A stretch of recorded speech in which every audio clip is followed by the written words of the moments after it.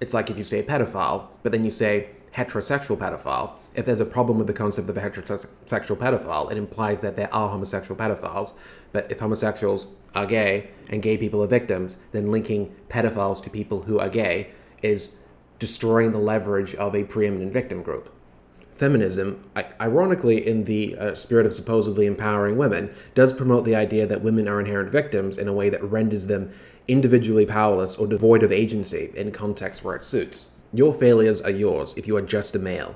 But in the West, it's possible that your successes are somebody else's, or are undeserved or come at the expense of women, if we're just choosing to focus on the lens of men versus women at the moment. It's the inverse for women, assuming no gender, sexuality, orientation modifiers. Your successes are yours and are a testament to how wonderful and amazing women are when they aren't being hindered by men and the patriarchy. But potential failures can be framed as undeserved or coming downstream from you and your efforts being hindered by men and the patriarchy and whatever. If you promote the idea that men and women are equal, well, if you want to praise women for supposedly being better than men at something, then there's nothing wrong with that. You can go as far as you want with that. But if you want to compliment men for being potentially better than women at something, either you don't do that, or you have to do it in a backhanded way. Like men's weakness is false projections of strength that aren't backed by anything foundational. But bravado, machismo, peacocking, toxic masculinity, all those things, well,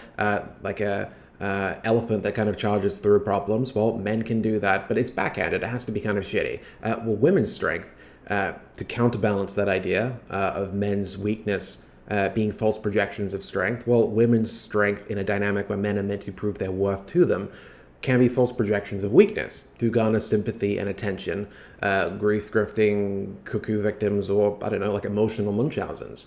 Like if Munchausen as a phenomenon is like 95% women, it's not going to be because men don't lie as much as women about things. Like there won't be any difference there. It'll just be because men are downranked as men for presenting as weak, where if women or children cry, it's factored into men's understanding of women and children. Like the opposite of a damsel in distress is framed as like Prince Charming or a white knight. Like there isn't really like a reverse male-female equivalent.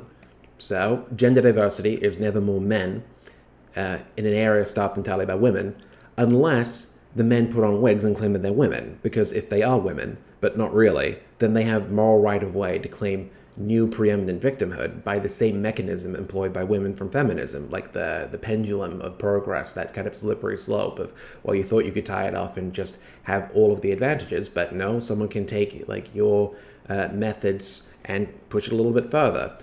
Men can't have male-only spaces because, well, women need to be in them because it's unfair, it's sexist. But women can have women-only spaces, because men rape and men are dangerous, and that's completely fair. That's a completely fair way to frame men. It doesn't matter if men defend women from rape. Well, if trans women are women, then excluding them from female-only spaces makes non-trans women bigots for the same reason that men were bigots for not wanting women in male-only spaces. Trans males, for some reason, don't have male privilege, in the sense that I have never heard of a trans man being accused of mansplaining to a woman, which makes sense to us, but it's funny. Trans women, if they are real women, they should be represented by normal women. A business staffed entirely by women could be framed, hypothetically, as lacking too few trans women, which would be funny. But a trans man escapes the draft and a trans woman doesn't, which is even funnier. Like, war hurts women the most, going back to the arc.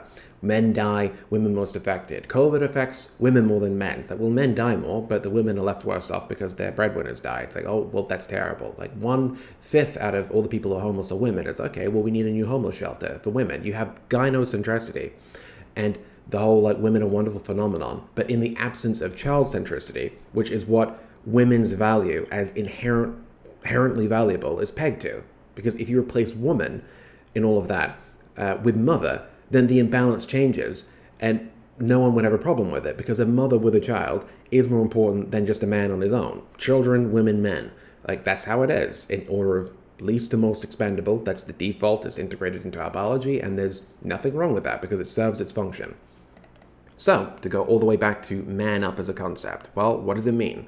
Well, if you need to man up, it implies that you are the one whose shoulder is meant to be cried on. You are the one that people need to depend on. You are meant to hold the rope. no one else can, or no one else is expected to, and if you let go, then their death or their failure is on you, because it has to be on someone's. And if people can, they'd rather someone else was held responsible when shit went south.